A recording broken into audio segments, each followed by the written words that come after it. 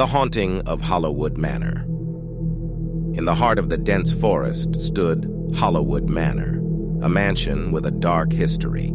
Its abandoned halls were said to echo with the whispers of the past, and every rustling leaf seemed to carry a ghostly tale. Few dared to approach, but curiosity lured me in. As I stepped through the decaying entrance, the air grew cold. The floorboards creaked beneath my feet, and I swear I heard faint laughter in the distance. Ignoring the chill creeping up my spine, I explored the eerie mansion room by room, each more unsettling than the last. In the parlor, a flickering candle cast eerie shadows on the walls, and a musty scent hung heavy. I couldn't shake the feeling of being watched. A chilling breeze brushed against my skin even though the windows were sealed shut. Suddenly, a faint figure materialized in the corner, a woman in a tattered gown, her eyes hollow pits of darkness.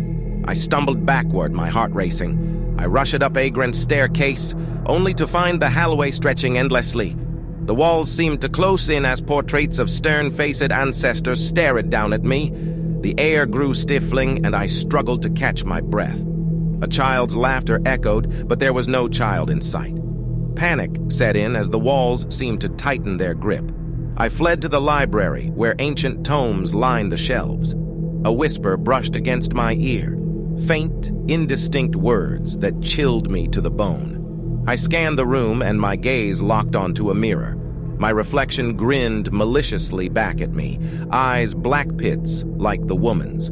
I stumbled back, crashing into a bookshelf that collapsed in a cloud of dust.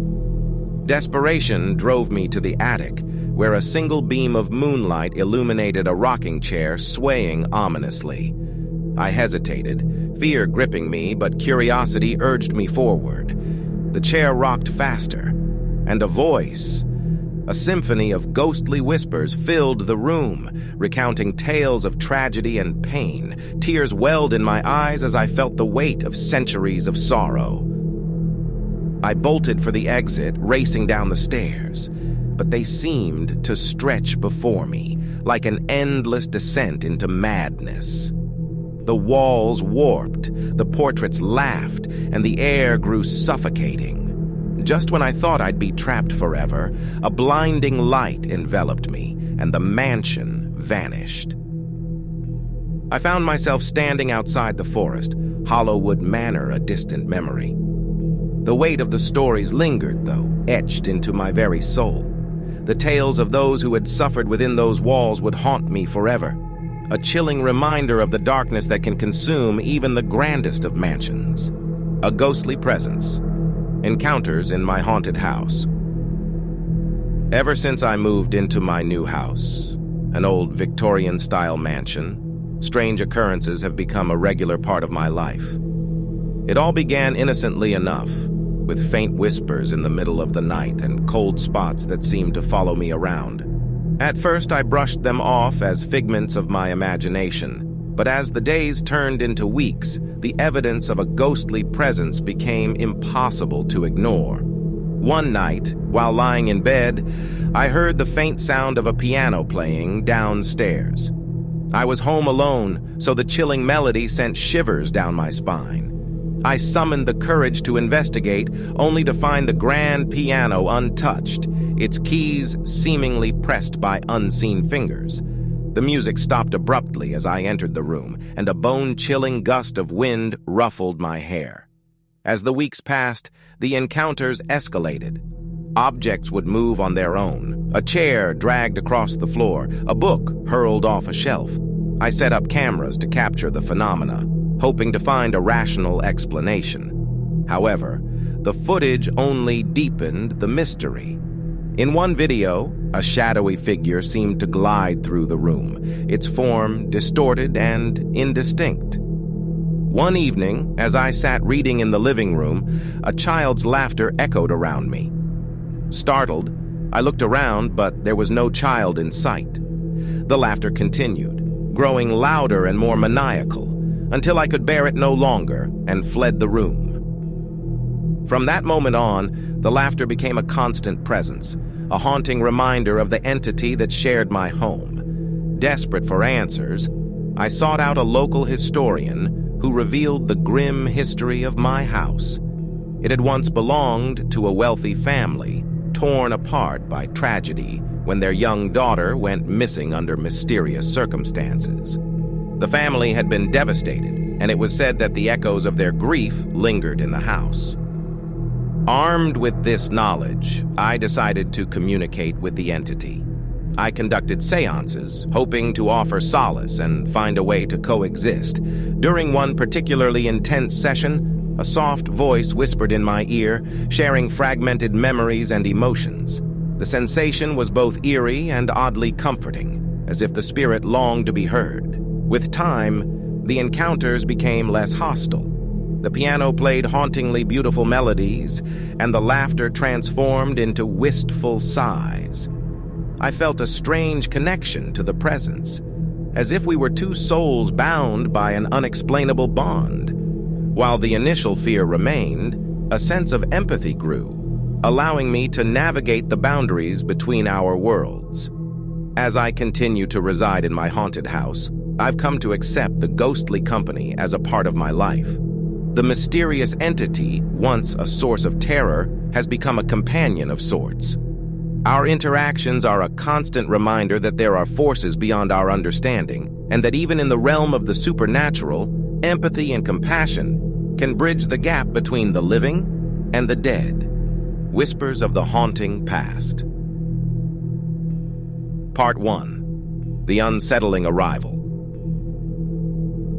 I had always been drawn to the charm of old houses, so when I stumbled upon the listing for the Victorian mansion on Elm Street, I knew I had found my dream home. It was a grand structure with intricate detailing, but there was an air of mystery that surrounded it. The moment I stepped inside, I felt a shiver run down my spine, as if the walls were watching me. The real estate agent assured me that the house was in great condition, but as I settled in, I began to notice peculiar occurrences.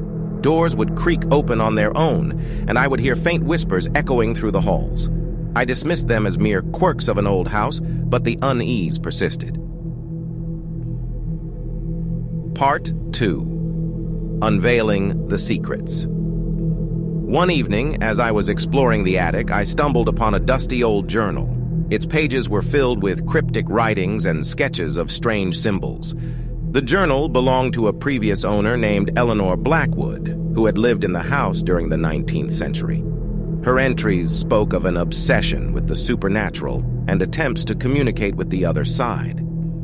As I delved deeper into the journal, I learned of Eleanor's desperation to make contact with her deceased husband. She conducted seances and rituals, believing she could bridge the gap between the living and the dead. But her efforts seemed to have dire consequences. Part 3. Whispers in the Night 1. Fateful night. I awoke to the sound of footsteps echoing through the house. Heart pounding, I followed the ghostly sounds down the hallway, only to find the parlor door ajar. Inside, a chilling scene greeted me. The room was bathed in an eerie blue light, and there, in the center of the room, stood a spectral figure. It was Eleanor, her face twisted in agony, her eyes locked onto something unseen. I watched in terror as she muttered incantations, her voice a haunting echo in the silence. Suddenly, the room grew colder, and the air seemed to thicken with an otherworldly energy. I could feel the presence of something malevolent, something that had been awakened by Eleanor's desperate attempts to commune with the dead. Part 4. A Desperate Battle. As the weeks went by, the activity in the house escalated. Objects moved on their own, and shadows seemed to dance along the walls. The whispers grew louder, and I could feel a heavy weight pressing down on me at all times. I knew that I had to confront the dark force that had taken hold of my home. Armed with knowledge from Eleanor's journal, I began researching ways to break the connection between the living and the dead. I consulted experts in the occult and performed rituals to cleanse the house. but the entity seemed to grow stronger, its grip on the house and my sanity tightening. Part 5. The Final Stand. One night, as I stood in the parlor facing the malevolent presence, I summoned all my courage and began reciting an incantation I had discovered. The room trembled and Eleanor's spectral form wavered. Her agonized expression seemed to soften, and for a moment, I glimpsed a glimmer of peace in her eyes. With a final burst of energy, I completed the incantation, and a blinding light enveloped the room. When the light receded, Eleanor's figure was gone, and the oppressive atmosphere had lifted. The house felt different, lighter, as if a heavy burden had been lifted. Epilogue: Echoes of the Past.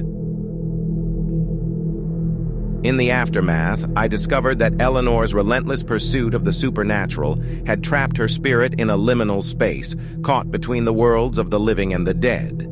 By breaking the connection she had forged, I had released her from her torment, and the house was finally at peace.